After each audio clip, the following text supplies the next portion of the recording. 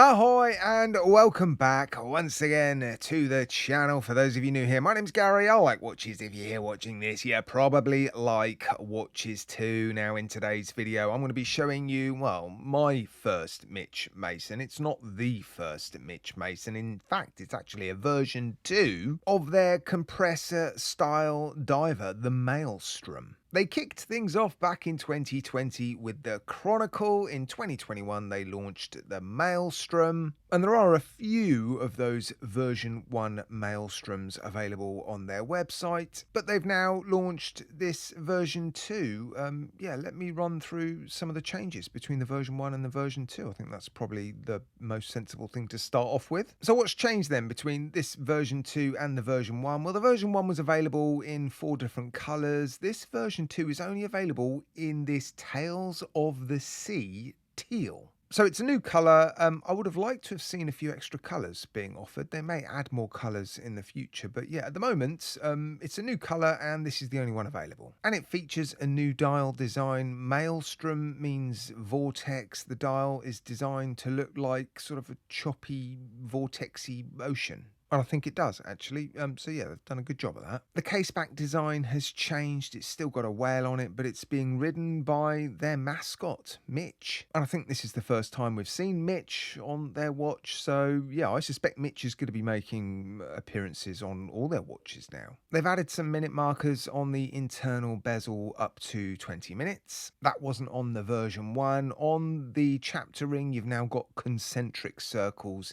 instead of a sort of continuation of the sunburst effect, which was on the original dials. And they've repositioned the text on the dial. So those are the differences between the version 1 and this version 2. Everything else has stayed the same. 316L stainless steel, sapphire crystal, double domed sapphire crystal with internal AR coating. Of course, with it being a compressor style diver, the crystal is massive because the rotating bezel is underneath the crystal. 300 meters of water resistance, screw down case back, a couple of crowns, one at the 2, one at the 4. The crown at the 2, you unwind to unlock the internal rotating bezel, and then the crown at the 4 operates the movement. They have added a bespoke date wheel. Because this is the Miyota 9015, you've got a date complication on the movement or within the movement, and of course you've got the date exposed on the dial. But because the crown is at the 4 o'clock, they've had to change the date wheel because they've put the date at the 6 o'clock.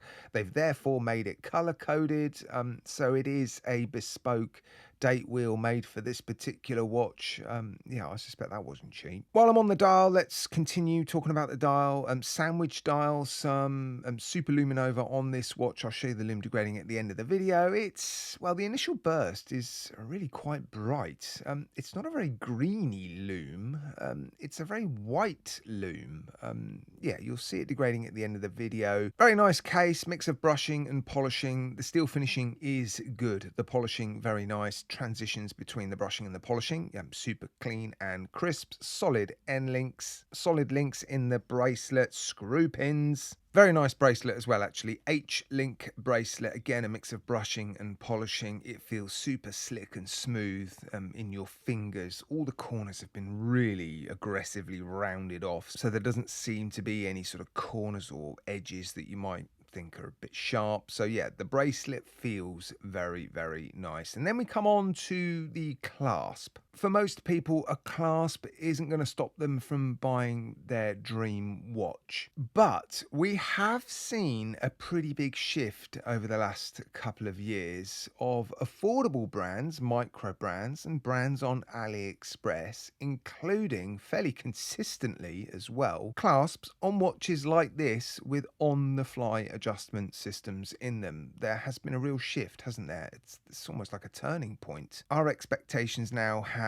shifted, and yeah, James from Honest Watch Reviews posted a video recently comparing The watch that James and I made to Jodie's Origin, a really good video. I recommend you go and watch it. But reading in the comments section, it's very clear that people now want clasps on their dive watches with an on-the-fly adjustment system. Now, James and I made the Exciton Diver 5 years ago, and back then on-the-fly adjustment systems were just not readily available. It wasn't even a consideration for us. I don't think it was ever given to us as an option. It was almost unheard of for a watch costing, well, I think we sold that first 100 watches for $200. We were just never going to include an on-the-fly adjustment system. Now, Jody made his watch more recently, included, as he should have done, an on-the-fly adjustment system, and that seemed to be a bit of a deal breaker for quite a lot of people commenting on James's video. And so I think this clasp is going to hold this watch back, sadly. Not the version 1, because again, that watch was made 4 years ago, and so I don't think the expectation would have been that that watch had an on-the-fly adjustment system in the clasp, but to stick with the same clasp on this particular watch, which is launching in February 2025, I think might be problematic. And then when you factor in the price, Ben is selling these watches for £520. That's roughly $640, 620 euros. There are a lot of watches available now in that price bracket. Competition is tough.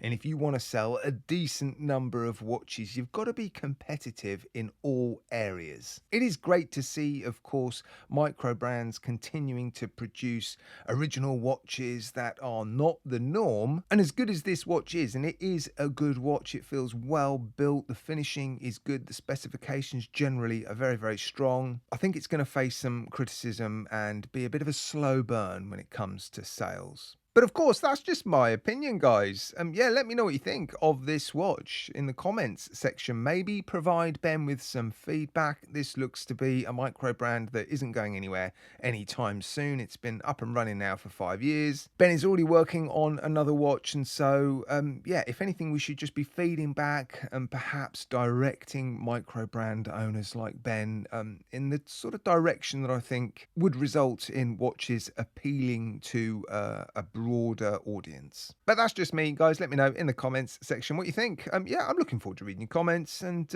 as always, yeah, enjoy the rest of your week, and thanks for watching.